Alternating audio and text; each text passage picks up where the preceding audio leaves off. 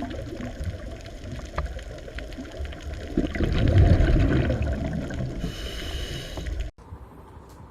આજનો આપણો પહેલો ટોપિક છે મધ્યસ્થ પ્રણાલી અથવા તો સેન્ટ્રલ ડોગ્મા.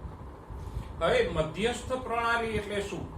તો કે એમાં ખાસ કઈ વિશેષ નથી. એ આખી પ્રણાલી આપણે આ ચેપ્ટરમાં સવિસ્તાર ભણશું. પણ મધ્યસ્થ પ્રણાલી એટલે ટૂંકમાં એટલું કે વોટસન અને ક્રિકે ડીએનએ નું અણુ મોડલ આપ્યું, એના પછી એ પૈકીનો જે ફ્રાન્સિસ ક્રિક હતા એમણે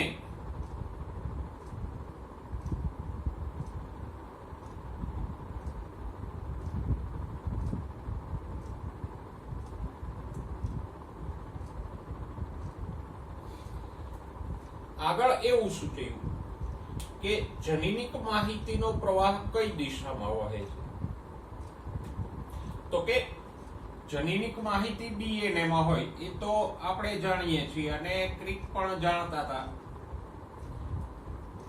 તો ક્રિકે એવું દર્શાવ્યું કે જનીનિક માહિતી એક તો સંયમજનન દ્વારા એક ડીએનએ થી બીજા ડીએનએ અણુ ઉપર જાય.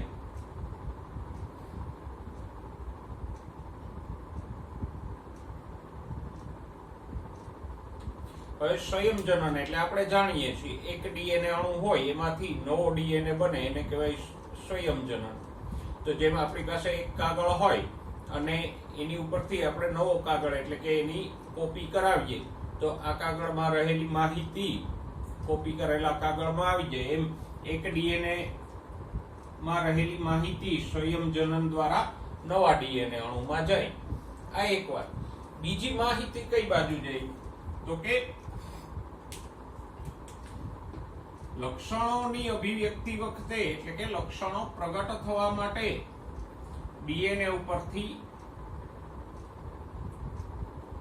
એમઆરએનએ બને અને એમઆરએનએ ઉપરથી પ્રોટીન બને.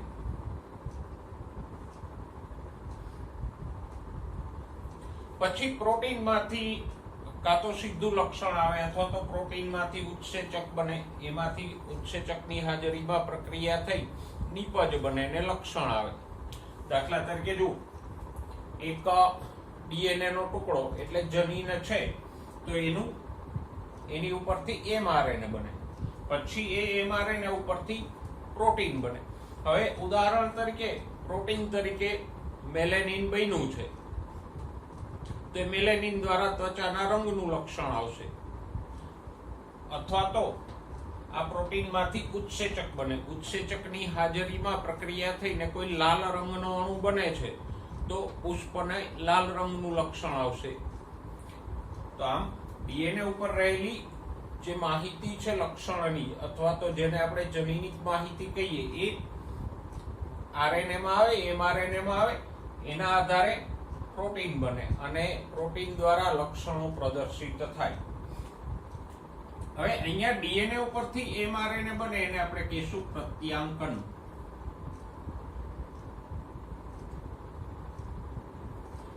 અંગ્રેજીમાં એને કહીશું ટ્રાન્સક્રિપ્શન.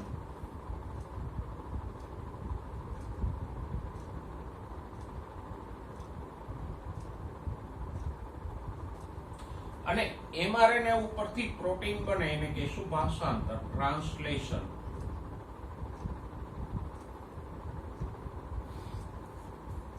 તો ક્રિકે આ જે બાબતો સૂચવી કે ડીએનએ માં રહેલી જનીનિક માહિતી એમઆરએનએ માં જાય, એમઆરએનએ ઉપરથી એ માહિતીના આધારે પ્રોટીન બને અને પ્રોટીનના આધારે લક્ષણો આવે. તો આ જે જનીનિક માહિતીનો પ્રવાહ છે એને જ શું કહેવાય? મધ્યસ્થ પ્રણાલી. મધ્યસ્થ પ્રણાલી એવું ક્રિકે એટલા માટે સૂચવ્યું કે મોટા ભાગના સજીવોમાં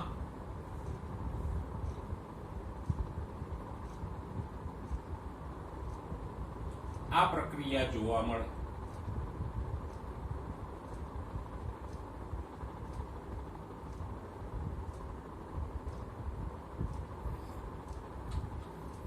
બરાબર. તો આ જે જનીનિક માહિતીનો પ્રવાહ છે ડીએનએ થી એમઆરએનએ, એમઆરએનએ થી પ્રોટીન, એને જ આપણે કહીશું મધ્યસ્થ પ્રણાલી. અને ડીએનએ ઉપરથી એમઆરએનએ બને એને શું કહેવાય? પ્રત્યાંકન કે ટ્રાન્સક્રિપ્શન. એમઆરએનએ ઉપરથી પ્રોટીન બને એને કહીશું ભાષાંતર. પ્રત્યાંકન અને ભાષાંતર બે આપણે આ જ પ્રકરણમાં વિસ્તારથી ભણીશું. હવે તમારા પુસ્તકના બાજુના પાને જુઓ, ત્યાં એવું લખ્યું છે કેટલાક વાયરસમાં વિપરીત દિશામાં પણ આ પ્રવાહો હોય, તો એને શું નામ આપશું? જો આગળ જતા ટેમિન અને બાલ્ટીમોર નામના વૈજ્ઞાનિકોએ એવું શોધી કાઢ્યું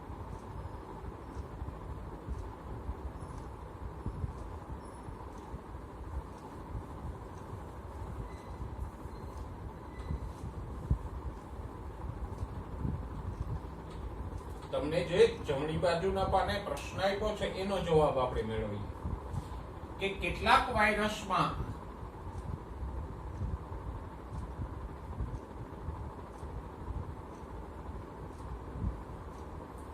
કેટલાક એટલે કયા વાયરસ? તો કે જે આરએનએ ધરાવતા હોય એમાં, જેમાં જનીન દ્રવ્ય તરીકે ડીએનએ નહીં પણ આરએનએ હોય એવા વાયરસમાં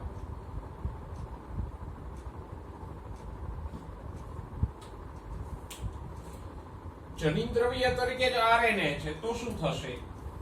તો કે એમાં વાયરસના આરએનએ પરથી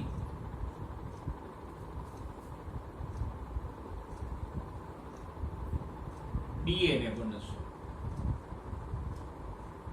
અને પછી ડીએનએ ઉપરથી આગળ પાછું વાયરસનું આરએનએ બનશે. અહીંયા જો ડીએનએ ઉપરથી આરએનએ બન્યું એને આપણે પ્રત્યાંકન કીધું. તો આરએનએ ઉપરથી ડીએનએ બને એને શું કહેવાય? ઉલટું પ્રત્યાંકન.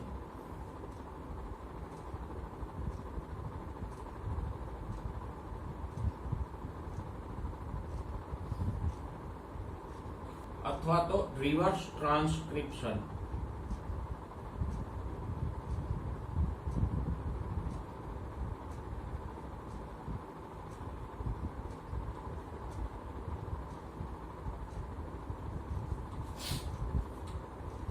તો તમને છેલ્લી લીટીમાં આપ્યું છે ને કે આ પ્રક્રમ માટે એટલે કે આ પ્રક્રિયા માટે એક સાધારણ નામની સલાહ આપી શકો કે જ્યાં કેટલાક વાયરસમાં આરએનએ ઉપરથી ડીએનએ બને છે, તો એના માટે આપણે કયું નામ સૂચવી શકીએ? રિવર્સ ટ્રાન્સક્રિપ્શન કે ઉલટું પ્રત્યાંકન. આમાં માહિતીનો પ્રવાહ આરએનએ ટુ ડીએનએ વહે છે, આમાં ડીએનએ ટુ આરએનએ વહે છે.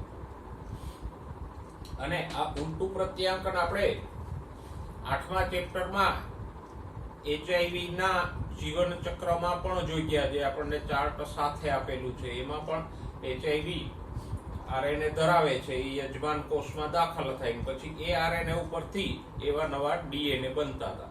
તો આ મધ્યસ્થ પ્રણાલી કે જેમાં માહિતીનો પ્રવાહ ડીએનએ ટુ આરએનએ અને આરએનએ ટુ પ્રોટીન એ તરફ વહે છે.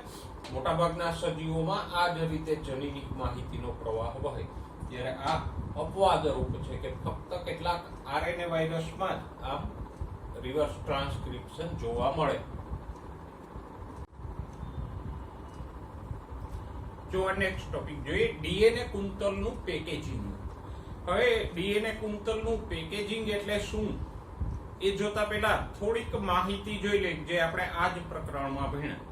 આ પ્રકરણમાં આપણે એક વાત તો એ ભણી ગયા કે મનુષ્યના ડીએનએમાં કેટલી બેઝ જોડી હોય, તો કે 6.6 ગુણ્યા 10⁹ બેઝ પેર એટલે કે પેલી નાઇટ્રોજન બેઝની જોડી હોય, એડિનિન થાઇમિન ગ્વાનિન સાઇટોસિન એવી જે જોડીઓ બને છે એવી કેટલી જોડી હોય મનુષ્યના ડીએનએમાં? 6.6 ગુણ્યા 10⁹ જેટલી દ્વિતીય રંગસૂત્રો એટલે કે 23 જોડી રંગસૂત્રોમાં હોય. બીજી એક વાત આપણે એ ભણ્યા ડીએનએ ની રચનામાં કે બે બેઝ જોડી વચ્ચેનું અંતર કેટલું હોય?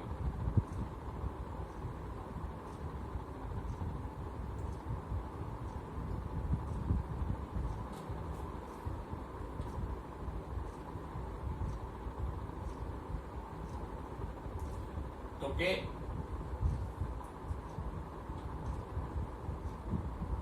0.34 નેનોમીટર હોય.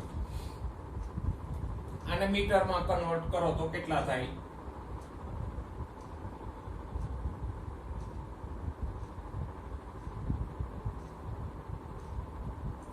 બરાબર. તો 0.34 નેનોમીટર અથવા તો 0.34 ગુણ્યા 10⁹ મીટર જેટલું અંતર હોય બે બેઝ જોડી વચ્ચે. ડીએનએ કુંતલમાં જે અહીંયા એટી હોય, એના પછી જીસી હોય, એ જે જોડીઓ હોય એની વચ્ચેનું અંતર આટલું હોય.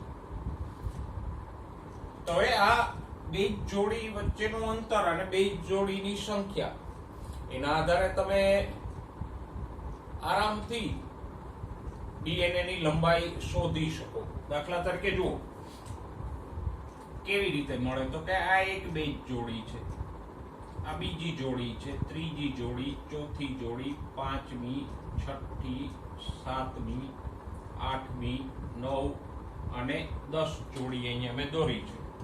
તો સિમ્પલ છે. આ બે જોડી વચ્ચેનું અંતર 0.34 નેનોમીટર છે.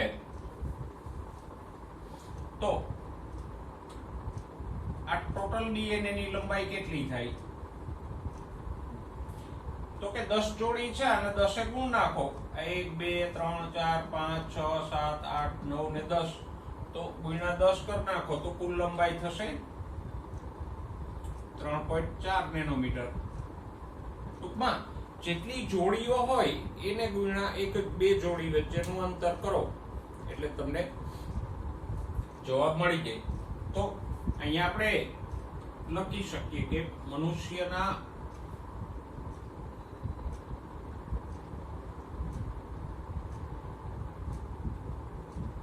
દ્વિતીય એટલે 23 જોડ રંગસૂત્રોના ડીએનએ ની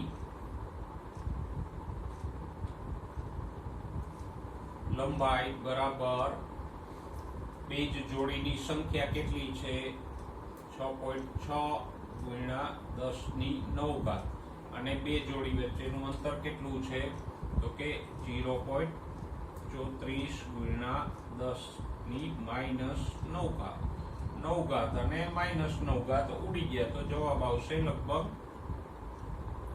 2.2 મીટર. બરાબર. આ રીતે બીજા જે તમને ડીએનએ ની બેઝ જોડીઓ આગળ આપેલી છે, બરાબર, બેક્ટેરિયોફેજની, ઈ કોલાઈની, તો આમ એનું પણ અંતર શોધી જોજો. અને શોધજો એટલા માટે કે આવો એમસીક્યુ પૂછાય તો કામ આવે. તમારે સિમ્પલ કરવાનું છે, બેઝ જોડીની સંખ્યા ગુણ્યા બે જોડી વચ્ચેનું અંતર. એક સાદો ગુણાકાર જ કરવાનો છે. તો એ મનુષ્યના ડીએનએ ની લંબાઈ કેટલી થઈ? એક સામાન્ય દ્વિતીય કોષ હોય 23 જોડ રંગસૂત્રો વાળો, તો એનું ડીએનએ 2.2 મીટર જેટલું લાંબુ થાય. આ એક વાત. પછી બીજી વાત, કોષ કેન્દ્રનો વ્યાસ કેટલો હોય? સામાન્ય સરેરાશ કોષમાં કોષ કેન્દ્રનો વ્યાસ કેટલો હોય?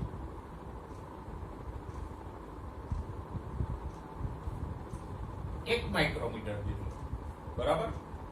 કોષ કેન્દ્રની લંબાઈ છે એ 1 માઇક્રોમીટર એટલે કે 10⁻6 મીટર હોય.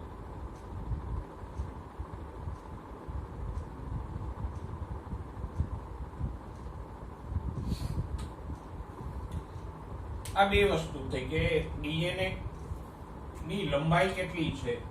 2.2 મીટર જેટલી. બીજી વાત, કોષ કેન્દ્રનો વ્યાસ કેટલો છે? 10⁻6 મીટર. તો હવે પ્રશ્ન એ આવે કે આટલા નાનકડા કોષ કેન્દ્રમાં આટલું 2.25 મીટર લાંબુ ડીએનએ કેમ સમાય? તમે એક દોરો લ્યો 2.25 મીટર લાંબો, તો એને તમે 1 મિલીમીટરની જગ્યામાં સમાડી શકો? તો અહીં તો 1 મિલીમીટર કરતા ઘણું ઓછું છે. તો આટલું લાંબુ ડીએનએ આટલા નાના કોષ કેન્દ્રમાં કેમ સમાય? અચ્છા, એવું નહીં માનવાનું કે અહીંયા તો કોષ કેન્દ્રની ફરતે આમ કોષ કેન્દ્ર પટલ હોય એટલે એ ડીએનએ ને આમ જકડી રાખે, એવું નથી. ના, જે આદિકોષ કેન્દ્રી સજીવો છે, દાખલા તરીકે બેક્ટેરિયા વગેરે, તો એમાં પણ કોષ કેન્દ્ર પટલ નથી, છતાંય એનું ડીએનએ આખા કોષમાં પ્રસરેલું નથી હોતું. એ આમ એક નાનકડા વિસ્તારમાં જ આમ સંકુચિત હોય છે. નહીતર અહીંયા તો કોષ કેન્દ્ર પટલ નથી, તો પછી આ લાંબુ ડીએનએ છે આખા કોષમાં આમ ફેલાઈ જવું જોઈએ ને. પણ અહીંયા એવું નથી થતું. એક આ ન્યુક્લિયોઝોમ કહેવાતા વિસ્તારમાં, ન્યુક્લિયોઇડ કહેવાતા વિસ્તારની અંદર ડીએનએ મર્યાદિત હોય છે, આખા કોષમાં ફેલાયેલું હોતું. તો આનો અર્થ એ થાય કે કોઈ ઘટક છે કે જે ડીએનએ ના લાંબા તંતુને આમ બાંધી રાખે છે, એને ફેલાવા નથી દેતું, અને એ બાંધી રાખવાને કારણે જ આ લાંબુ ડીએનએ આમાં સમાઈ જાય છે નાના કોષ કેન્દ્રમાં. તો એ ડીએનએ ને કોણ બાંધી રાખે છે અને ડીએનએ કેવી રીતે બંધાય છે, એ જ વસ્તુને શું કહેવાય? ડીએનએ કુંતલનું પેકેજિંગ. જો આપણે કોઈ વસ્તુઓ હોય છૂટી છૂટી, તો આપણે એને વ્યવસ્થિત રીતે પેકેજિંગ કરીએ, એટલે કે પેકિંગ કરીએ, તો એક નાના વિસ્તારમાં, નાના બોક્સમાં એ સમાઈ જતી હોય ને. તો અહીંયા પણ વાત એ જ છે કે આ લાંબુ ડીએનએ નું પેકિંગ કેમ થાય, પેકેજિંગ કેમ થાય, કે જેથી કરીને એક નાનકડા કોષ કેન્દ્રમાં સમાઈ જાય. તો એ પેકેજિંગ કેમ થાય ડીએનએ નું, એ જોઈએ. તો સૌથી પહેલા તો એ વાત કે કોષ કેન્દ્રમાં ડીએનએ એકલો નથી હોતો, બરાબર? ડીએનએ સાથે પ્રોટીન પણ સંકળાયેલા હોય. પેલા ફ્રેડરિક નીશરે જે ન્યુક્લિયન શોધ્યું હતું, તો આગળ જતા ખબર પડી કે ન્યુક્લિયનમાં તો બે ઘટકો છે, ડીએનએ અને પ્રોટીન. તો કોષ કેન્દ્રમાં ડીએનએ સાથે પ્રોટીનો પણ હોય, અને આવા પ્રોટીનના 8 અણુઓ ભેગા મળે.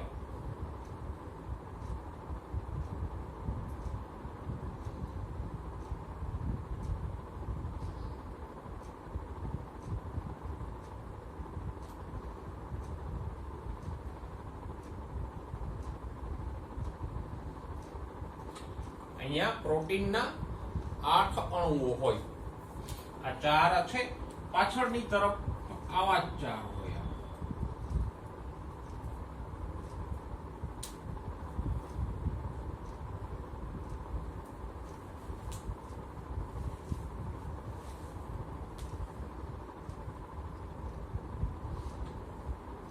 બરાબર? આ પ્રોટીનનું નામ શું છે? તો કે હિસ્ટોન. આ પ્રોટીનોનું નામ શું છે? હિસ્ટોન.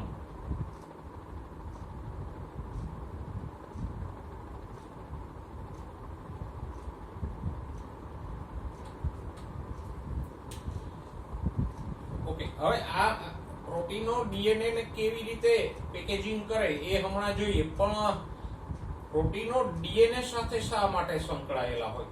તો કે ડીએનએ ઋણવીજભારિત છે. ડીએનએ માં ફોસ્ફેટ સમૂહ હોય એને કારણે એ ઋણવીજભારિત છે.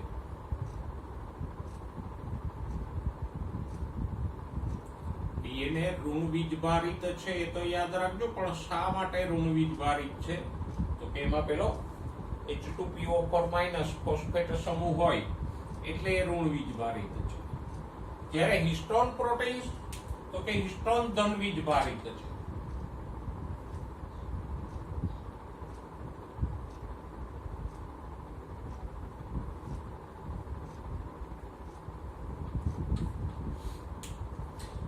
ડીએનએ ફોસ્ફેટને કારણે ઋણવીજભારિત છે, તો પછી હિસ્ટોન શેના કારણે ધનવીજભારિત છે?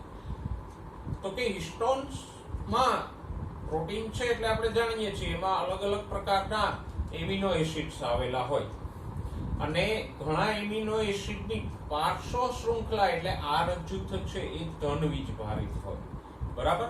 તો અહીંયા લાઇસિન અને આર્જિનિન જેવા ધનવીજભારિત એમિનો એસિડની બહુલકતા એટલે વધુ પ્રમાણ છે. બહુલકતા એવો શબ્દ પુસ્તકમાં વાપર્યો છે, તો વધુ પ્રમાણ છે. કોનું વધુ પ્રમાણ છે? લાઇસિન અને આર્જિનિન. અને આ લાઇસિન અને આર્જિનિન એમિનો એસિડ છે એની પાર્શ્વ શૃંખલા એટલે આર જૂથ ધન વીજભારિત છે. તો આર જૂથ ધન વીજભારિત હોય તો એમિનો એસિડ એ ધન વીજભારિત થાય, અને ધન વીજભારિત એમિનો એસિડની સંખ્યા વધારે હોય તો સરવાળે પ્રોટીન પણ ધન વીજભારિત થશે.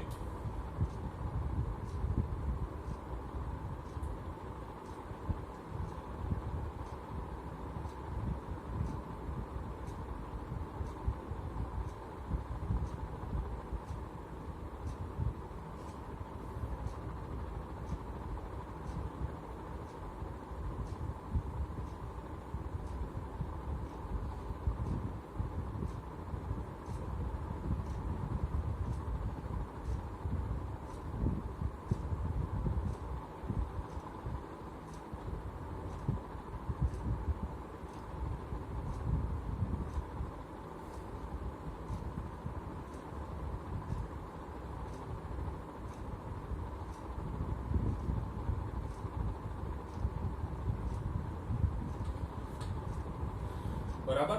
તો અહીંયા એ યાદ રાખજો બરાબર કે હિસ્ટોન્સ પ્રોટીન છે જે ડીએનએ સાથે સંકળાયેલા હોય, અને હિસ્ટોન કેવા છે?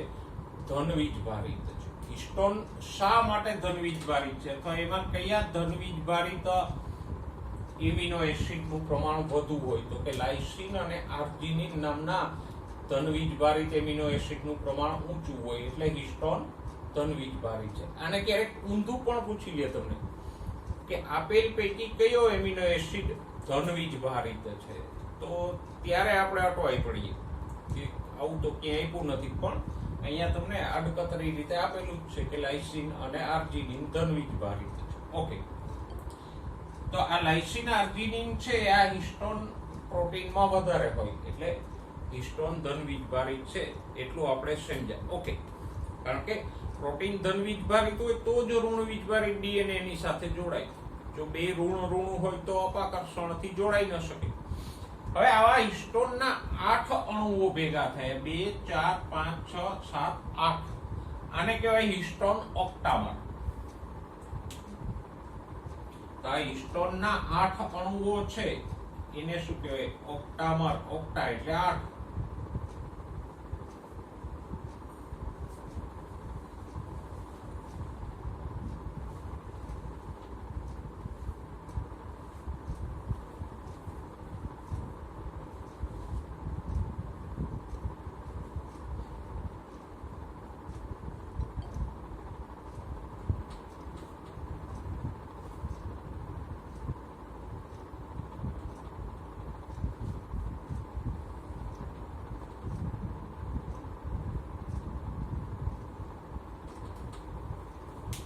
કયા 8 છે એને પણ જોઈ લઈએ. ઓકે, તો કે આ છે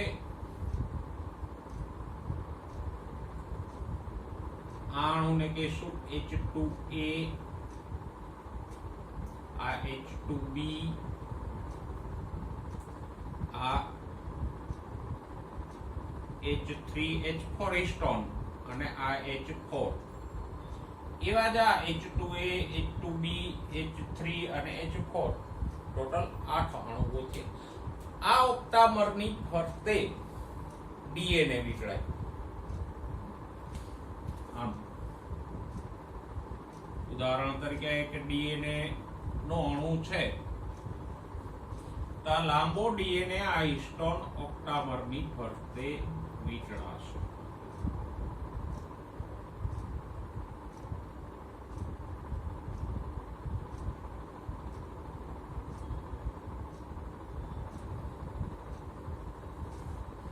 અને એક વાર નહીં પણ 2 વખત વીંટળાય.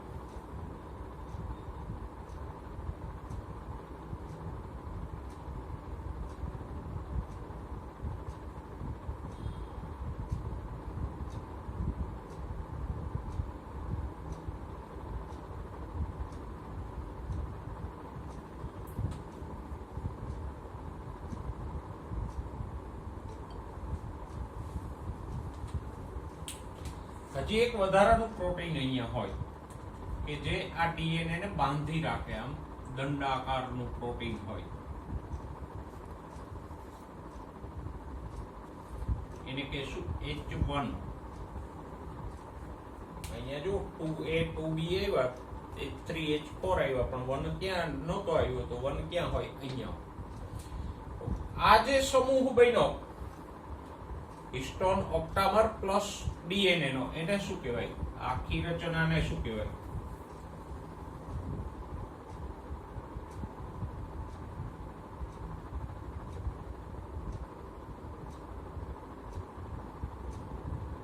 ન્યુક્લિયોઝોમ.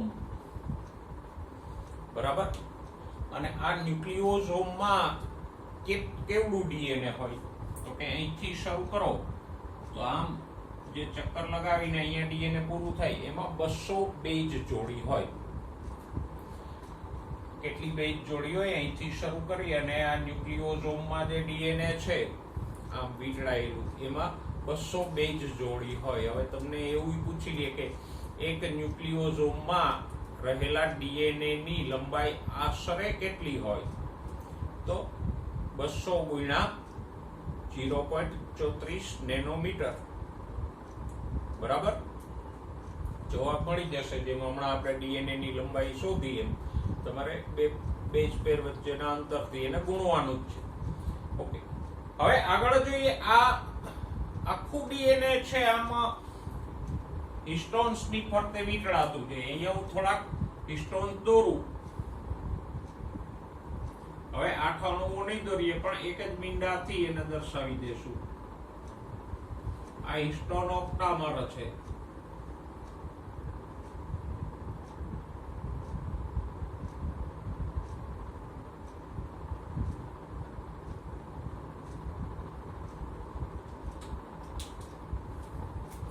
અને આ એની ફરતે વીંટળાયેલું ડીએનએ છે.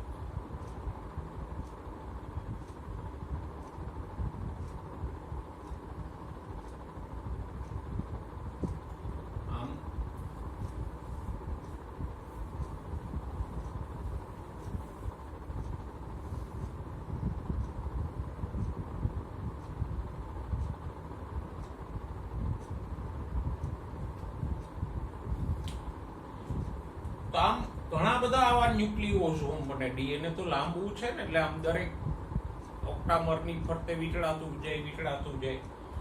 બરાબર. એમાંથી આપણે તો આ એક જ દોર્યો છે.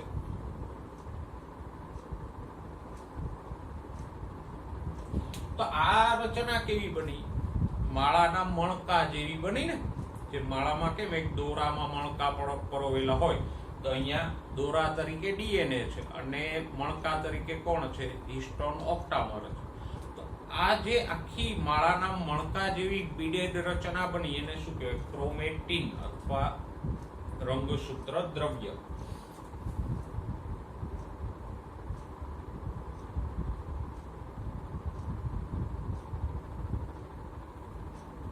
કારણ કે આમાંથી જ આગળ જતા રંગસૂત્રો બનશે. તો ક્રોમેટીન એટલે શું? તો કે ક્રોમેટીન એટલે આ જે ન્યુક્લિયોઝોમ વાળી આખી રચના છે માળાના મણકા જેવી, એને આપણે શું કહેશું? ક્રોમેટીન. બરાબર.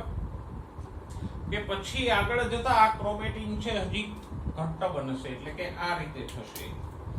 હવે આને બહુરંગી આપણે નહીં દોરીએ, પણ આ એક ન્યુક્લિયોઝોમ છે. બરાબર. પછી એની બાજુમાં બીજો, ત્રીજો, ચોથો, આવી રીતે એક પછી એક ન્યુક્લિયોઝોમ વીંટળાતા જાય. એટલે કે આ જે ક્રોમેટીન છે એ પણ આમ સ્પ્રિંગની જેમ ઘટ્ટ રીતે વીંટળાય.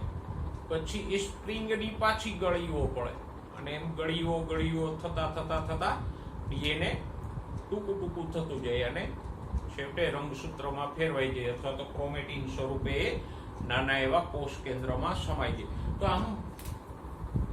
આવું ન્યુક્લિયોઝોમ વાળું ક્રોમેટીન બને છે, એટલે લાંબો ડીએનએ એક નાનકડા કોષ કેન્દ્રની અંદર સમાઈ જાય. બરાબર. આપણે એક વાત કરી. જો પાછળના પાના ઉપર તમને ક્રોમેટીન સંબંધે એક બે શબ્દો આપ્યા છે કે કોષ કેન્દ્રને આપણે માઇક્રોસ્કોપમાં જોઈએ તો એનું કોષ કેન્દ્ર પટલ છે બેઉ. પણ અહીંયા આપણે અભિરંજિત કરીને જોઈએ તો એવું દેખાશે કે ડીએનએ નો આ ક્રોમેટિન નો અમુક ભાગ છે આમ ઘટ્ટ અભિરંજિત થાય છે, જ્યારે અમુક ભાગ છે આમ ઝાંખો અભિરંજિત થાય. આમ આ ઘટ્ટ અભિરંજિત ભાગ છે.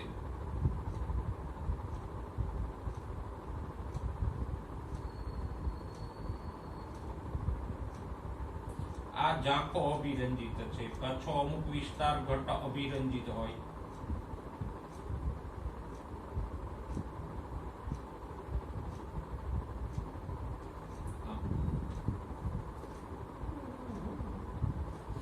એટલે કે ડીએનએ આખા કોષ કેન્દ્રમાં એક સમાન પથરાયેલું ન હોય. અમુક જગ્યાએ ડીએનએ નું પૂંછડું ઘટ્ટ હોય, અમુક જગ્યાએ થોડુંક આમ ફેલાયેલું હોય. તો આ જે આછો અભિરંજિત ભાગ છે એને શું કહેશું? યુક્રોમેટિન.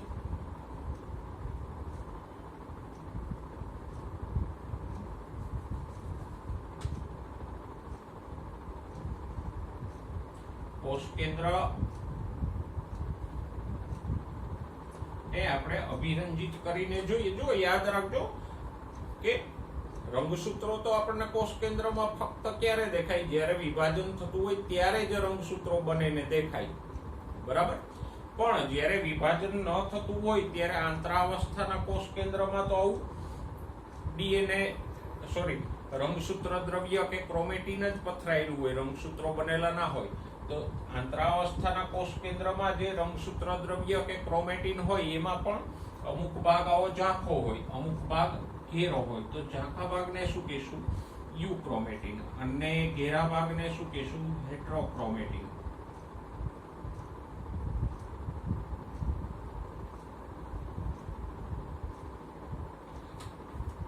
યુક્રોમેટિન સક્રિય ડીએનએ છે, એટલે કે એનું પ્રત્યાંકન થશે, ભાષાંતર થશે. જ્યારે હેટરોક્રોમેટિન છે એ નિષ્ક્રિય ડીએનએ છે, એટલે કે એનું પ્રત્યાંકન થતું નથી, ભાષાંતર થતું નથી અને એ લક્ષણોમાં કોઈ ભાગ ભજવતું નથી.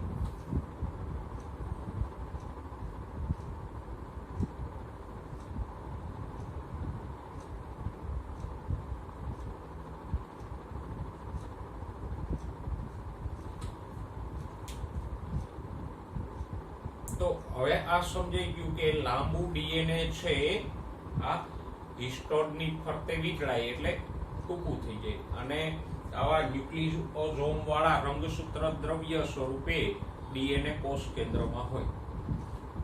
આંતરાવસ્થા પછી જ્યારે કોષ વિભાજન થાય ત્યારે આ ક્રોમેટિન માંથી પાછું ગૂંચળાઓ બની અને રંગસૂત્રો બને. પણ રંગસૂત્રો બનવા માટે થોડાક વધારાના પ્રોટીનની જરૂર પડશે. અંડરલાઈન કરજો, એને કહેવાય નોન હિસ્ટોન ક્રોમોસોમલ પ્રોટીન્સ. ક્રોમેટિનમાં ફક્ત હિસ્ટોન પ્રોટીન જ ભાગ લેશે, પણ એ ક્રોમેટિનમાંથી રંગસૂત્રો બનાવવા હોય તો વધારાના અમુક પ્રોટીન પણ જોશે, એને કે શું? NHC, નોન હિસ્ટોન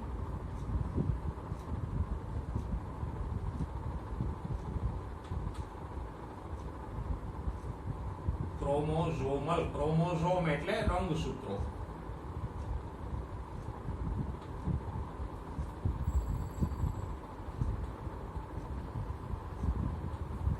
તો ક્રોમેટિનમાંથી કોષ વિભાજન વખતે રંગસૂત્રો બનાવવા માટે આ NHC ની પણ આવશ્યકતા રહી. તો આપણે ડીએનએ કુંતલનું પેકેજિંગ સમજ્યા કે એક વિસ્તૃત લાંબો ડીએનએ છે કેવી રીતે ટૂંકો થઈ અને નાનકડા કોષ કેન્દ્રની અંદર સમાઈ જાય. હવે જો જનીન દ્રવ્ય માટેની શોધ. આજે તો આપણે જાણીએ છીએ કે જનીન દ્રવ્ય એટલે કોણ? તો કે ડીએનએ. આને યાદ રાખજો, જનીન દ્રવ્ય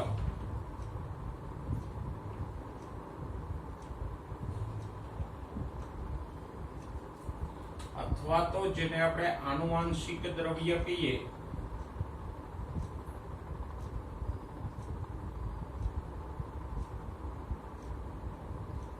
એ કોણ છે? તો કે એ છે ડીએનએ. કારણ કે અમુક વાયરસ સિવાય લક્ષણોની માહિતી શેમાં હોય? ડીએનએમાં. અને ડીએનએ નો ટુકડો એટલે જનીન, કે જે વારસાગત રીતે એક પેઢીથી બીજી પેઢી ઉતરે છે અને આનુવંશિકતા પણ એના કારણે જ છે. તો જનીન દ્રવ્ય કે આનુવંશિક દ્રવ્ય એટલે ડીએનએ. પણ રંગસૂત્ર દ્રવ્ય ઉર્ફે ક્રોમેટિન એટલે તો કે ડીએનએ પ્લસ પેલા હિસ્ટોન પ્રોટીન. એ બે વચ્ચેનો તફાવત યાદ રાખજો. જનીન દ્રવ્ય એટલે ફક્ત ડીએનએ, જ્યારે રંગસૂત્ર દ્રવ્ય એટલે તો કે ડીએનએ વત્તા પેલા પ્રોટીનો. એમાં જ્યારે આમાં પ્રોટીન નહીં આવે, ફક્ત ડીએનએ જ આવશે. ઓકે, હવે જનીન દ્રવ્યની શોધની શરૂઆત ક્યાંથી થઈ? તો કે આમ જુઓ તો એનો પાયો નાખ્યો પેલા ફ્રેડરિક મિશરે. મિશરે ન્યુક્લિયનની શોધ કરી, એવી વાત આપણે કરી ગયા.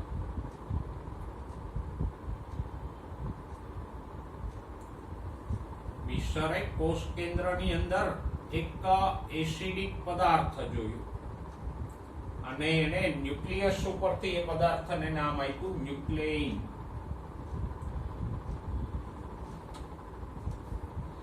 આ આનુવંશિકતાનો પાયો ચોક્કસપણે મેન્ડલે નાખ્યો. મેન્ડલ, પછી વોલ્ટર સટન, પછી થોમસ હન્ટ મોર્ગન, જે આપણે 5મા ચેપ્ટરમાં ભણી ગયા. તો એ બધા વિશે આપણે ભણી ગયા કે મેન્ડલે આનુવંશિકતા સમજાવી. પછી સટન અને બોવરીએ રંગસૂત્રોનો અભ્યાસ કર્યો. એનાથી આગળ મોર્ગને રંગસૂત્રો ઉપર જનીનો કે કારકોના વર્તન વિશેનો અભ્યાસ કર્યો. પણ આમાંના એ કઈ મેન્ડલ હોય, સટન બોવરી હોય, મોર્ગન હોય, એ બધા એ નહોતા કહી શક્યા કે જનીન દ્રવ્ય તરીકે શું છે અથવા જનીનો કે કારકો કયા પદાર્થના બનેલા છે, એ નહોતા શોધી શક્યા. મિશર પણ એ નહોતો સમજાવી શક્યો. પણ મિશરે જે ન્યુક્લિયનની શોધ કરી પછી બીજા જીવ વિજ્ઞાનીઓને એમાં રસ પડ્યો અને એણે આગળ જતા આ ન્યુક્લિયનનું પૃથ્થકરણ કર્યું તો ખબર પડી કે ન્યુક્લિયનમાં શું છે. તો કે ન્યુક્લિયનમાં એક છે પ્રોટીન અને બીજું છે ડીએનએ. તો આ ન્યુક્લિયનનો અભ્યાસ થયો ત્યાં સુધીમાં સટન, બોવરી, મોર્ગન એ બધા એ સમજાવી ચૂક્યા હતા કે આનુવંશિકતાના કારકો અથવા મેન્ડલના કારકો રંગસૂત્રો સાથે સંકળાયેલા છે. ભલે એ નહોતા સાબિત કરી શક્યા કે કારકો ડીએનએ ના બનેલા છે, પણ એ તો સ્પષ્ટ થઈ ગયું હતું. આપણે આનુવંશિકતાનો રંગસૂત્રવાદ ભણ્યા ને, કે જેમાં સટન અને બોવરીએ રંગસૂત્રોના કોષ વિભાજન સમયના વર્તનને મેન્ડલના કારકોના વર્તન સાથે સરખાવી અને એવું પ્રસ્થાપિત કર્યું કે મેન્ડલના કારકો એટલે કાં તો રંગસૂત્રો અથવા રંગસૂત્રો ઉપર આવેલા કોઈ ઘટકો છે. પછી મોર્ગન પણ એ સમજાવી ગયો હતો કે ડ્રોસોફિલામાં અમુક જનીનો કે કારકો એક્સ રંગસૂત્ર ઉપર છે, એનું વર્તન, સંલગ્નતા અને વ્યતિકરણ પણ મોર્ગને સમજાવ્યું. તો એક તરફ સટન, બોવરી, મોર્ગન વગેરે એ સાબિત કર્યું કે મેન્ડલના કારકો છે એ રંગસૂત્ર સાથે સંકળાયેલા છે. બીજી બાજુ આ ન્યુક્લિયનની શોધ ઉપરથી એવું સાબિત થયું કે ન્યુક્લિયનમાં પ્રોટીન અને ડીએનએ હોય છે. તો પછી હવે જનીન દ્રવ્ય માટેના બે ઉમેદવારો થયા. કયા? કાં તો પ્રોટીન જનીન દ્રવ્ય તરીકે વર્તવું અથવા ડીએનએ જનીન દ્રવ્ય તરીકે વર્તવું. પણ ન્યુક્લિયનની શોધ પછી ઘણા સમય સુધી આ જવાબ મળી શક્યો નહોતો. કારણ કે આપણે આગળ પણ ભણી ગયા કે આને અલગીકૃત કરવું મુશ્કેલ હતું. હવે આ બંનેમાંથી કોણ આનુવંશિક દ્રવ્ય કે જનીન દ્રવ્ય છે એની શોધ માટેના અમુક પ્રયોગો થયા. એ પૈકીના 3 પ્રયોગો આપણને આપેલા છે કે જેના દ્વારા એવું પ્રસ્થાપિત થયું કે ડીએનએ જનીન દ્રવ્ય તરીકે વર્તે છે, પ્રોટીન નહીં. બરાબર?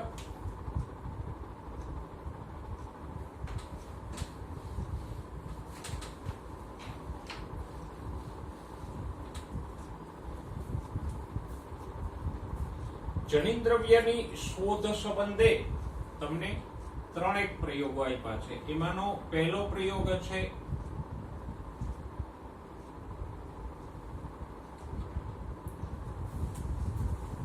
રૂપાંતરણીય સિદ્ધાંત.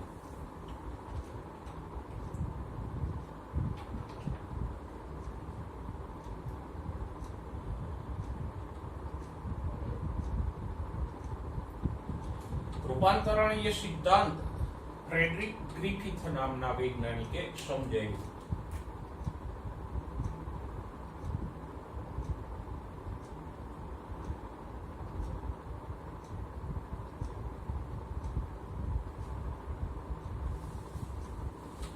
પછી બીજો પ્રયોગ છે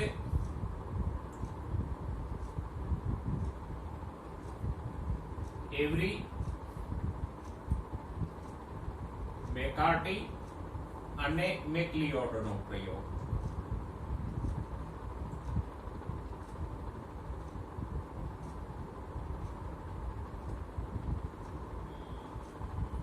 કે જેણે આ ગ્રિફિથના પ્રયોગને જ આગળ વધાર્યો હતો, વધારે સ્પષ્ટ કર્યો.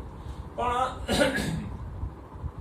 આ ગ્રિફિથ કે એવરી મેકાર્ટી મેકલિયોડના પ્રયોગો ઉપરથી પ્રાથમિક રીતે એ સાબિત થયું કે જનીન દ્રવ્ય તરીકે ડીએનએ છે. પણ એ લોકો એટલી સાબિતી સ્પષ્ટ નહોતા આપી શક્યા કે બધા વૈજ્ઞાનિકો એને સ્વીકારે. એટલે ઘણા બધા જીવ વિજ્ઞાનીઓ આ તારણો સાથે સહમત નહોતા. પણ પછી એક પ્રયોગ એવો થયો કે જેના દ્વારા 100% સ્થાપિત થઈ ગયું કે જનીન દ્રવ્ય તરીકે ડીએનએ જ છે. એ પ્રયોગ છે પરાંતરણનો પ્રયોગ.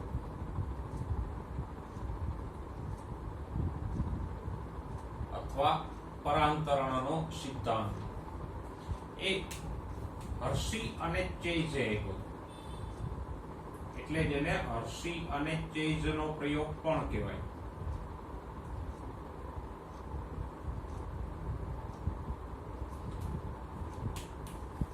તો જનીન દ્રવ્ય તરીકે ડીએનએ છે એવું સાબિત કરતા આ 3 પ્રયોગો આપણને આપણા સિલેબસમાં આપેલા છે. કારણ કે જનીન દ્રવ્ય તરીકે ડીએનએ છે એવું પ્રસ્થાપિત કરતા ઘણો લાંબો સમય લાગેલો અને અલગ અલગ વૈજ્ઞાનિકોએ ઘણા બધા પ્રયોગો પણ કર્યા. પણ એમાં જે સીમાચિહ્ન રૂપ 3 પ્રયોગો છે એની સમજૂતી આપણને આપણા સિલેબસમાં આપેલી છે.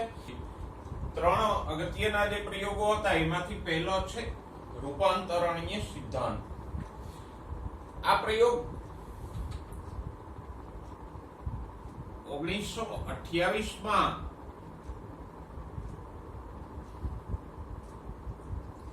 ફ્રેડરિક ગ્રિફિથ નામના વૈજ્ઞાનિકે કરેલો.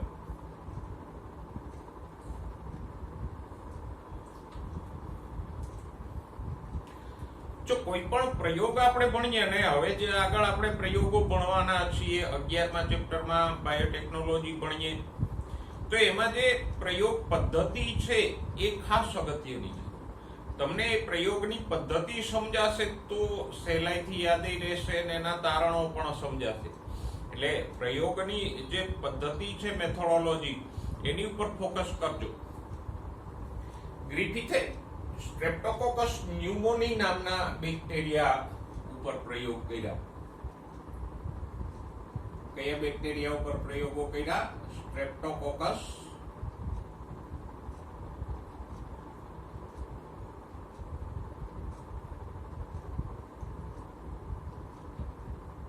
ન્યુમોની નામના બેક્ટેરિયા. અને આ બેક્ટેરિયા આમ જનરલ ન્યુમોનિયા પ્રેરવા માટે જવાબદાર છે.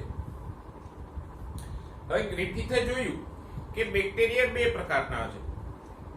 અમુક બેક્ટેરિયા જે સંવર્ધન પ્લેટ ઉપર વૃદ્ધિ કરે તો એની વસાહતો લીસી બને છે. આપણે ભણી ગયા કે કાચની પેલી સંવર્ધન પ્લેટ હોય એમાં સંવર્ધન માધ્યમ ભરી અને બેક્ટેરિયાનો ઉછેર કરવામાં આવે. તો ગ્રિફિથે જોયું કે બેક્ટેરિયાઓનો આવો ઉછેર કરીએ તો અમુક બેક્ટેરિયામાં લીસી વસાહતો બને છે.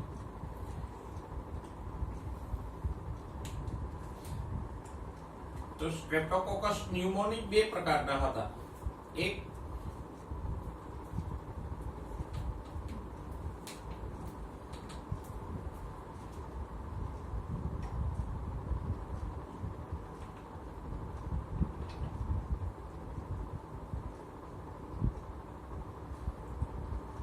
જેની વસાહતો લીસી હતી, સ્મૂધ હતી, અને એની ઉપરથી જેને સ્મૂધ એટલે એસ્ટ્રેન એવું ગ્રિફિથે કીધું.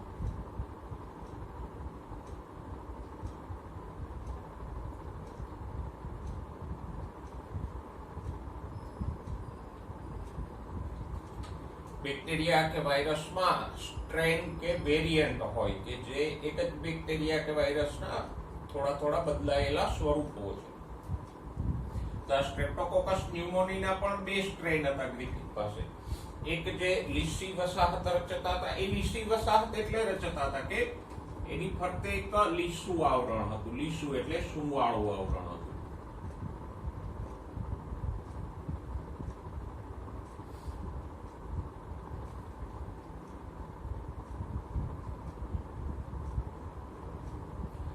અને એ ઝેરી છે.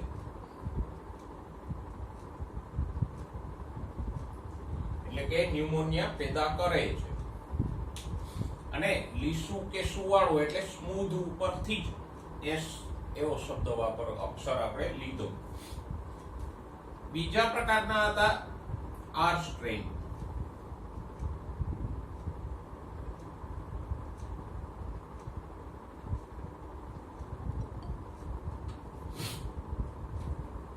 એ લીસી વસાહત નહોતા રચતા.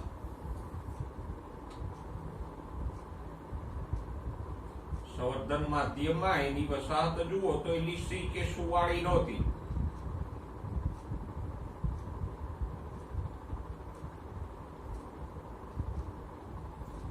કારણ તો કે એની ફરતે લીસું સ્મૂધ આવરણ નહોતું, પણ રફ હતું, ખરબચડું. અને રફ કે ખરબચડા ઉપરથી જ આપણે એને આર સ્ટ્રેન કીધો છે.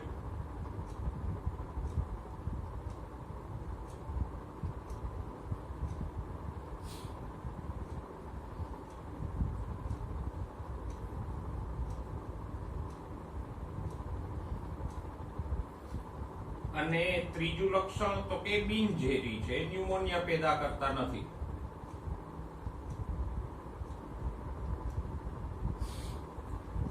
તો સ્ટ્રેપ્ટોકોકસ ન્યુમોનીના જે બે સ્ટ્રેન હતા, એ સ્ટ્રેન અને આર સ્ટ્રેન, એના લક્ષણો આપણે લીધા. બેના ત્રણ લક્ષણો આપણે લીધા.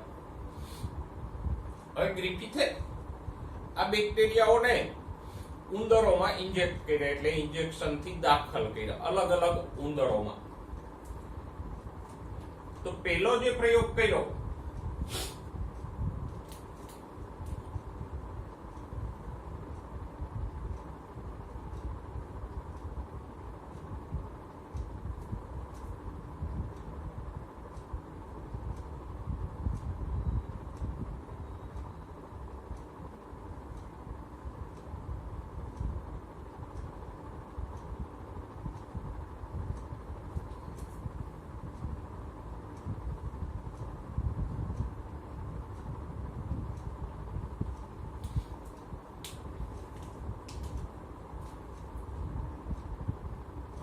પ્રથમ પ્રયોગમાં ગ્રિફિથે શું કર્યું તો કે પ્રથમ પ્રયોગમાં એણે જીવંત એસ્ટ્રેન ઉંદરોમાં દાખલ કર્યા. અંતઃક્ષેપણ એટલે ઇન્જેક્ટ કરવા, ઇન્જેક્શનથી દાખલ કરવા. તો પ્રથમ પ્રયોગમાં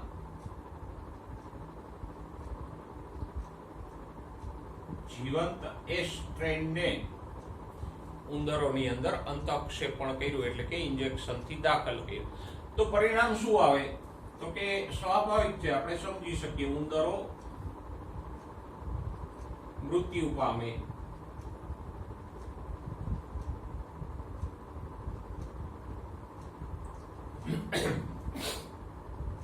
કારણ કે છે એ ઝેરી છે.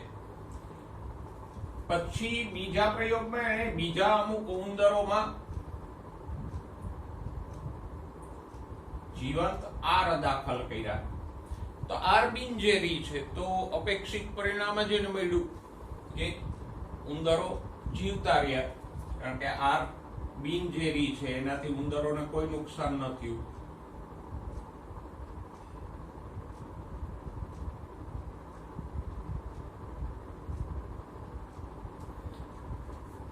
ત્રીજા પ્રયોગમાં એને બીજા ઉંદરોને, એટલે આ બધા અલગ અલગ ઉંદરોને એને આપ્યા હતા, એક જ ઉંદરને બધા નહોતા આપ્યા. બીજા અમુક ઉંદરોમાં એને ગરમીથી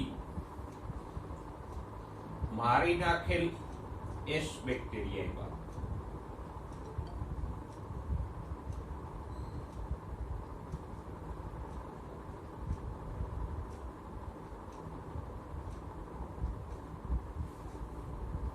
એટલે એસ બેક્ટેરિયાને એને ગરમ કરી અને મારી નાખ્યા અને પછી ઉંદરમાં ઇન્જેક્ટ કર્યા. તો સ્વાભાવિક છે શું થાય, તો કે ઉંદરો જીવંત જ રહે. બેક્ટેરિયા ભલે ઝેરી છે પણ મારી નાખેલા છે, એટલે ઉંદરોને કોઈ નુકસાન થશે નહીં.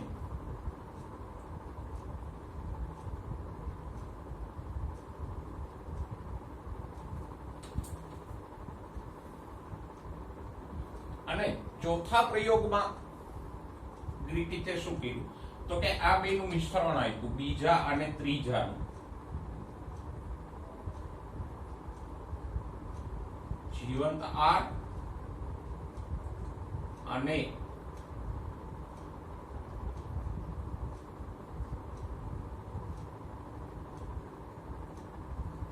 ગરમ કરી અને મારી નાખેલ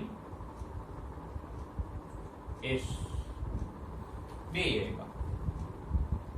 તો જો થવું શું જોઈએ, આમ જુઓ તો આ બેનું જ મિશ્રણ છે, જીવંત આર અને મૃત એસ. તો આ બે પ્રયોગોમાં ઉંદરો જીવતા રહ્યા, તો અહીંયા પણ ઉંદરો જીવતા રહેવા જોઈએ ને, કારણ કે આર બેક્ટેરિયા જીવતા છે તો એ બિનહાનિકારક છે. એસ મરેલા છે એટલે ઉંદરોને કોઈ નુકસાન થવું જોઈએ નહીં, પણ પરિણામ અપેક્ષા કરતા અલગ મળ્યું. આ ઉંદરો મૃત્યુ પામ્યા.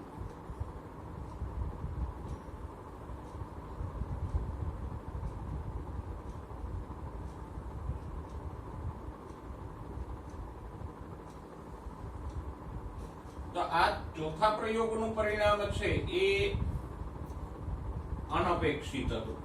અહીંયા ઉંદરો જીવતા રહેવા જોઈએ, એના બદલે મૃત્યુ પામ્યા. તો આવું શા માટે થયું? હા, ગ્રિફિથે પછી આ મરેલા ઉંદરોનું વિશ્લેષણ કર્યું, એનું દેહ જળ લઈને. તો એની અંદર એને એના ફેફસામાંથી એસ બેક્ટેરિયા મળી આવ્યા, જીવંત એસ બેક્ટેરિયા મળી આવ્યા. તો આ જીવંત એસ આવ્યા ક્યાંથી ઉંદરોમાં? એક પ્રશ્ન હતો. ઉંદરો મરી ગયા મતલબ કે એની અંદર જીવંત એસ બેક્ટેરિયા હોય તો જ મરી જાય. અને ગ્રિફિથને ઉંદરોનું વિશ્લેષણ કર્યું તો એમાં આ એસ બેક્ટેરિયા મળી પણ આવ્યા. તો આવ્યા ક્યાંથી? તો ગ્રિફિથે આનું કારણ એવું સમજાયું કે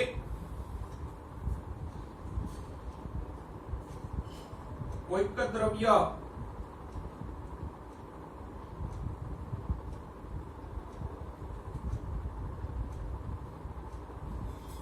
મૃત એશમાંથી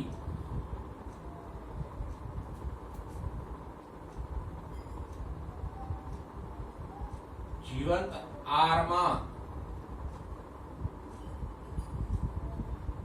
પ્રવેશી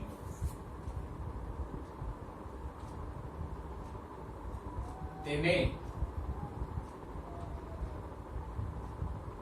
લીસા અને ઝેરી બનાવે છે.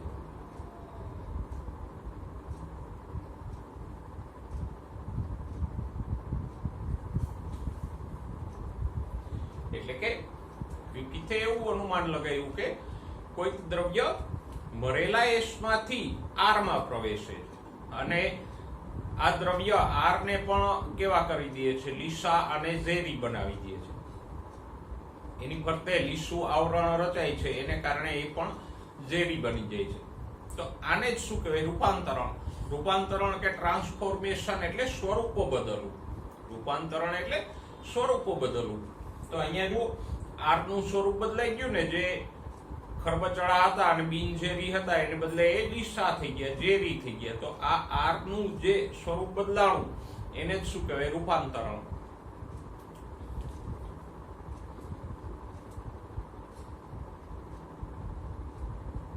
એટલે ગ્રિફિથના અનુમાન મુજબ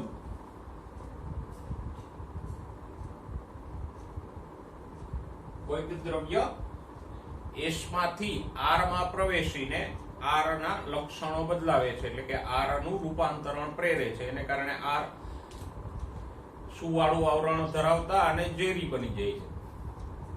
તો હવે સીધી વસ્તુ છે ને, જેણે આ આર ના લક્ષણો બદલાવ્યા એને ખરબચડા અને બિનઝેરીમાંથી લીસા અને ઝેરી કરી દીધા.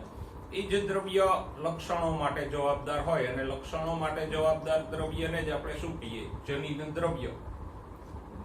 પણ ગ્રિફિથે તો સાબિત કરી શક્યો કે આ દ્રવ્ય કયું છે. આ જે કોઈક દ્રવ્ય એને કીધું કે જે એસ માંથી આર માં જઈ અને આર નું રૂપાંતરણ પ્રેરે છે, તો એ દ્રવ્ય કયું છે એનો તો સાબિત કરી શક્યો. પણ એટલું ચોક્કસ કે આ જે કોઈ દ્રવ્ય હોય એ જ લક્ષણો માટે જવાબદાર છે. કારણ કે જો એ એસ માંથી આર માં ગયું તો આર ના લક્ષણો બદલાઈ ગયા. તો લક્ષણો માટે જવાબદાર કે આનુવંશિક દ્રવ્ય છે એ એસ માંથી આર માં પ્રવેશે છે. પણ એ કયું દ્રવ્ય છે એ ગ્રિફિથ નહોતો સમજાવી શક્યો. તો આ ગ્રિફિથે એક પ્રયોગ તો કર્યો, પણ આમ જુઓ તો એ અધૂરો રહ્યો. ગ્રિફિથનો આ પ્રયોગ આગળ જતા બીજા વૈજ્ઞાનિકોએ પૂરો કર્યો.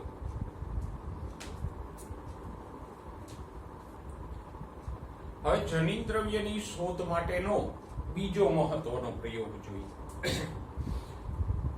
એ છે રૂપાંતરણીય સિદ્ધાંતનું જૈવ રાસાયણિક સ્પષ્ટીકરણ.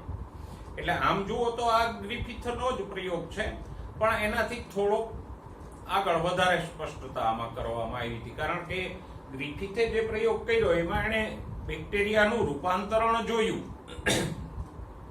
પણ ગ્રિફિથના પ્રયોગ ઉપરથી એ નહોતું સમજી શકાણું કે કયું દ્રવ્ય એસ માંથી આર માં જઈને આર નું રૂપાંતરણ પ્રેરે છે. અથવા એમ કહીએ કે ગ્રિફિથના પ્રયોગ ઉપરથી એવું નહોતું સમજી શકાણું કે જે કોઈ આનુવંશિક દ્રવ્ય છે એની જૈવ રાસાયણિક પ્રકૃતિ કેવી છે, એ દ્રવ્ય કયું છે, શેનું બનેલું છે. એ કોઈ સ્પષ્ટતા ગ્રિફિથના પ્રયોગ ઉપરથી નહોતી થઈ. એટલે 1944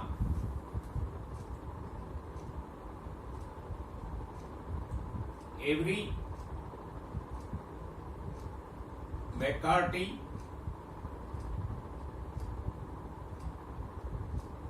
અને મેકલિયોર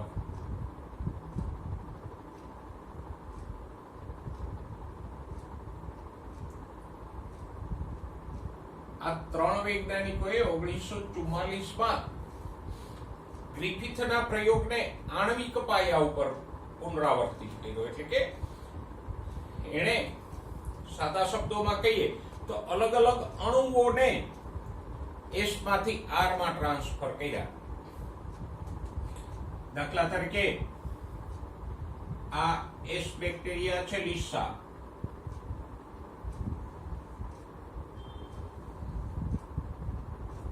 અને આ આર છે ખરબચડા.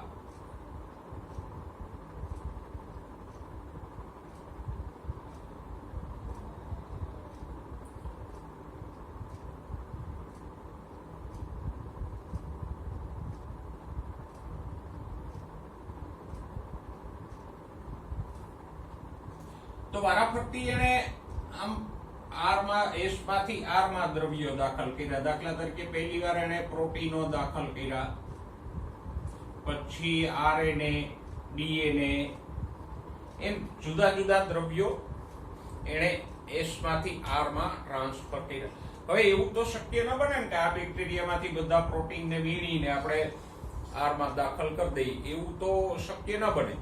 પછી બીજી વાર આ બેક્ટેરિયામાંથી બધું આરએનએ કાઢીને આ આર બેક્ટેરિયામાં દાખલ કરી દઈએ. એવું પોસિબલ નથી. એટલે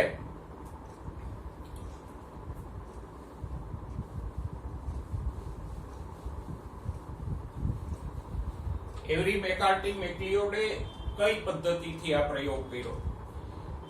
તો કે એણે ઉત્સેચકો નો ઉપયોગ કર્યો. જો પહેલા પ્રયોગમાં એણે શું કર્યું, થોડો એની જે પ્રયોગ પદ્ધતિ છે એને આપણે વધારે સ્પષ્ટ કરીએ. તો પહેલા પ્રયોગમાં એણે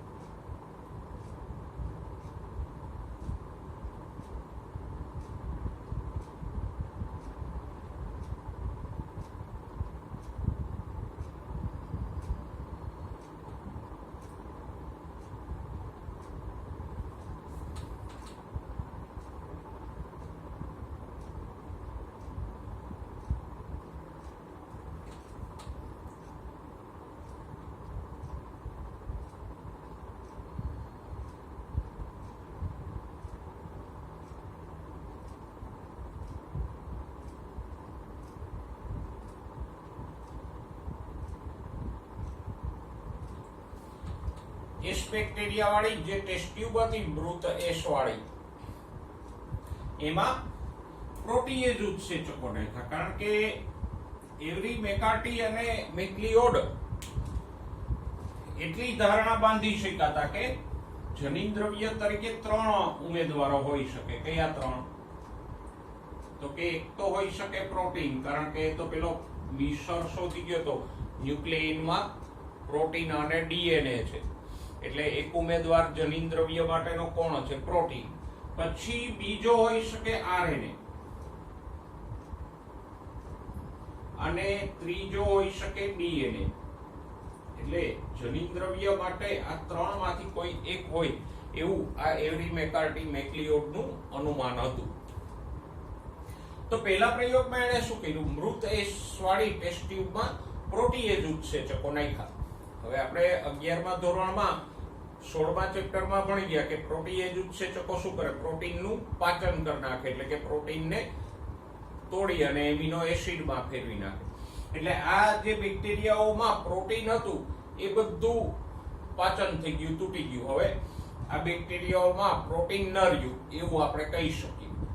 પછી એમાં એણે આરને મિશ્ર કર્યા. આ જે ટેસ્ટ ટ્યુબ હતી એમાં એણે જીવંત આર ઉમેર્યા. તો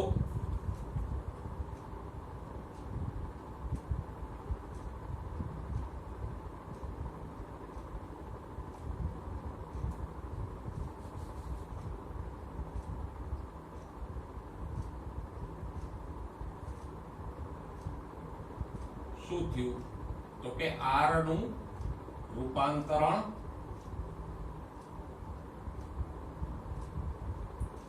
પ્રેરાય છે. એટલે કે આર છે એ લીસા અને ઝેરી બની જાય છે, જેવું ગ્રિફિથના પ્રયોગમાં થયું હતું, ચોથા પ્રયોગમાં, એમ જ અહીંયા પણ રૂપાંતરણ થયું. હવે જો અહીંયા જરા સમજો, જો ધારી લ્યો કે પ્રોટીન જનીન દ્રવ્ય કે આનુવંશિક દ્રવ્ય તરીકે હોત, તો અહીંયા તો પ્રોટીનનું વિઘટન કરી નાખ્યું છે.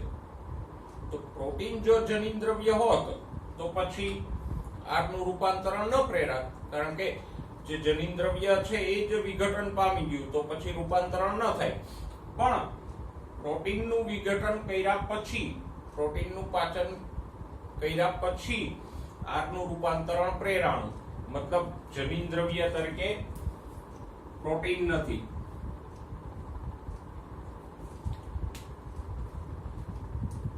પછી બીજા પ્રયોગમાં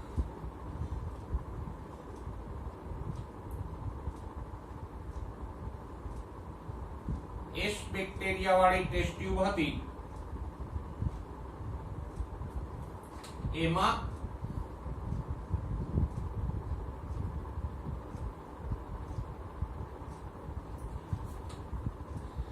આરએનએ જ ઉત્સેચક નાખ્યો.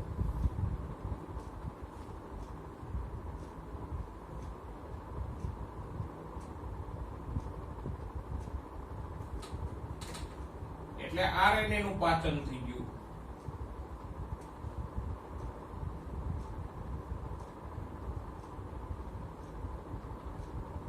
પાચન એટલે વિઘટન. હો,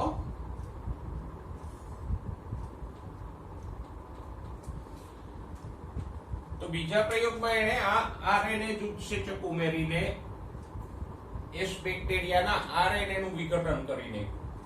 તો એ સિમ્પલ જ છે ને, જો આરએનએ જનીન દ્રવ્ય તરીકે હોય તો હવે આમાં આપણે આર ઉમેરીએ તો રૂપાંતરણ ન થાય, કારણ કે જનીન દ્રવ્ય તરીકે આરએનએ વર્તતું હોય તો અહીંયા તો આરએનએ નું વિઘટન થઈ ગયું છે, પાચન થઈ ગયું છે, આરએનએ છે જ નહીં, તો રૂપાંતરણ ન થવું જોઈએ.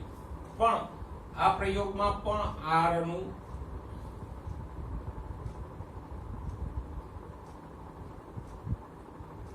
રૂપાંતરણ પ્રેરાણુ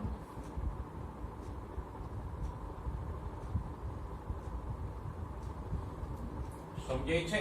એને કર્યું શું તો કે ટેસ્ટ ટ્યુબમાં મૃત એસ બેક્ટેરિયા લઈ એ ટેસ્ટ ટ્યુબમાં આરએનએ ઉત્સેચક ઉમેર્યો, એટલે બેક્ટેરિયામાં જે કઈ આરએનએ હતો એનું વિઘટન થઈ ગયું અને પછી એક ટેસ્ટ ટ્યુબમાં એને આર બેક્ટેરિયા ઉમેર્યા, તો આર નું રૂપાંતરણ થયું, જેમ ગ્રિફિથના ઉંદરોમાં થયું હતું એમ જ. મતલબ કે જનીન દ્રવ્ય તરીકે આરએનએ પણ નથી.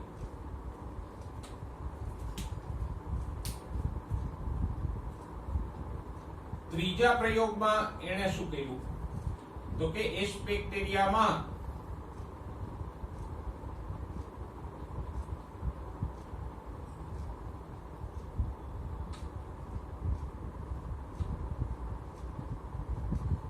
ડીએનએ ઉત્સેચકો ઉમેર્યા.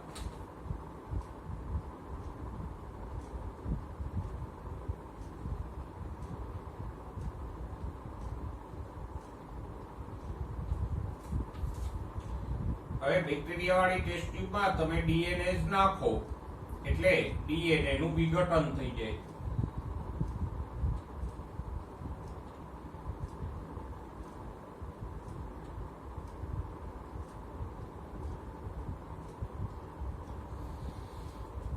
તો એસ બેક્ટેરિયાનું બધું ડીએનએ હવે વિઘટન પામી ગયું, એટલે કે એસમાં આપણે કહી શકીએ કે ડીએનએ રહ્યું જ નહીં. અને પછી આ ટેસ્ટ ટ્યુબમાં એને આર બેક્ટેરિયા ઉમેર્યા, તો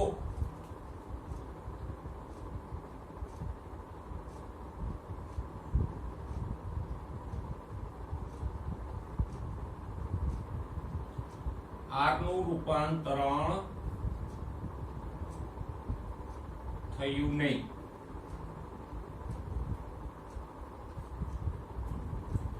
નથી આર આર જ રહ્યા, એ લીસા અને ઝેરી ન બન્યા, મતલબ કે રૂપાંતરણ ન થયું.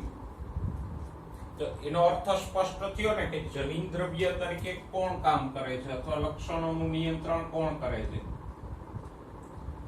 આ મિસ્ટર ડીએનએ.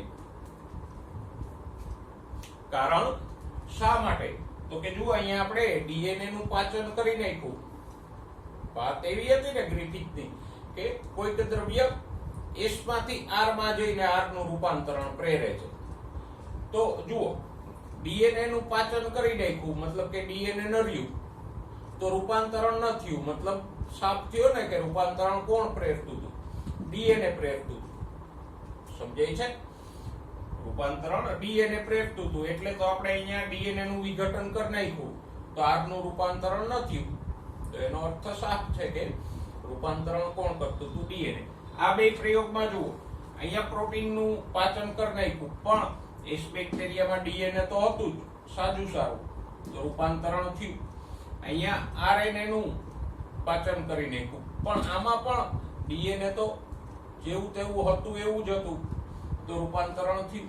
તો આ બે પ્રયોગમાં એસ બેક્ટેરિયામાં ડીએનએ યથાવત હતું એટલે રૂપાંતરણ થયું, પણ ડીએનએ નું વિઘટન કરી નાખ્યું તો રૂપાંતરણ ન થયું. મતલબ રૂપાંતરણ કોણ પ્રેરે છે? ડીએનએ પ્રેરે છે. બરાબર.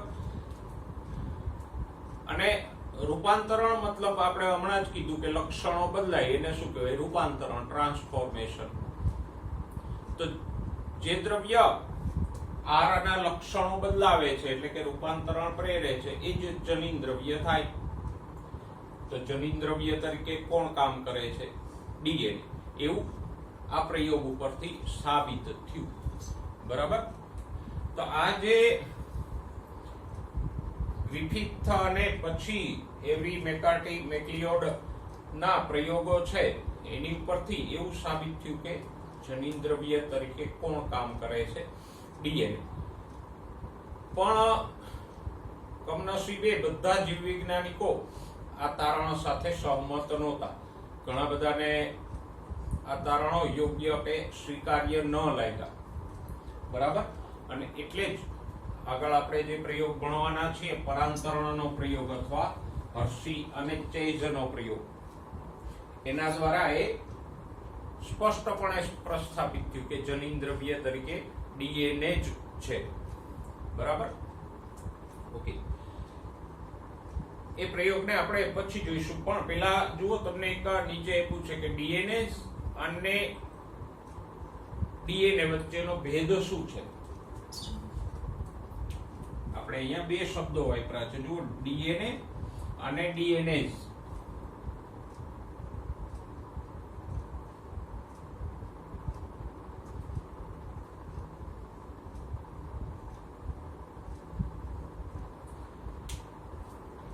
તો ડીએનએ તો આપણે જાણીએ છીએ કે ડીએનએ જનીન દ્રવ્ય છે અને એક ન્યુક્લિક એસિડ છે.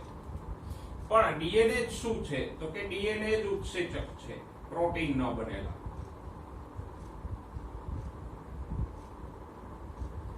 જે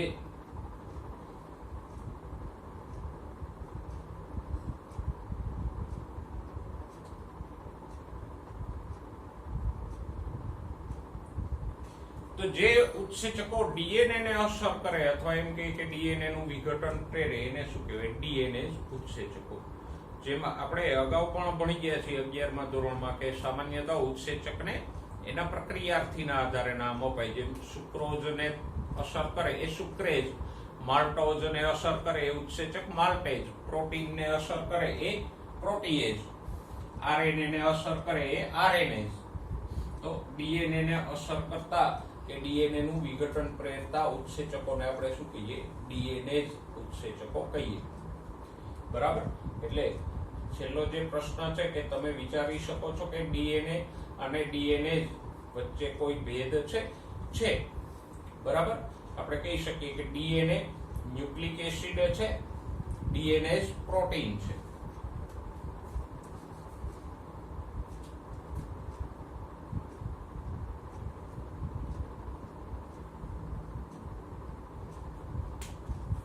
તો ડીએનએ ન્યુક્લિક એસિડ છે.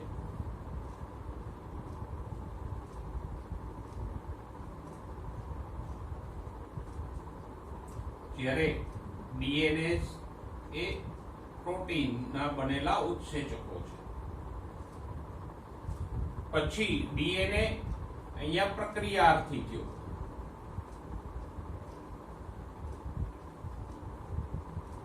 ડીએનએ નો પ્રક્રિયાર્થી કોણ છે? ડીએનએ. એટલે તો આપણે એને પ્રક્રિયાર્થી ઉપરથી ડીએનએ જેવું નામ આપ્યું.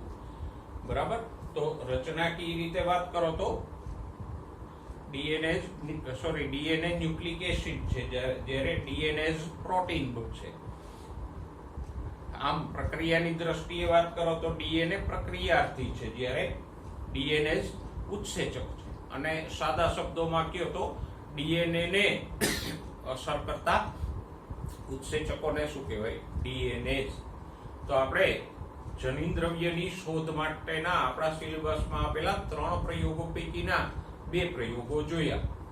પણ બંને પ્રયોગોના અંતે બધા જીવ વૈજ્ઞાનિકો તારણ સાથે સહમત ન થયા કે જનીન દ્રવ્ય તરીકે ડીએનએ છે. એટલે ત્રીજા પ્રયોગની આવશ્યકતા પડી.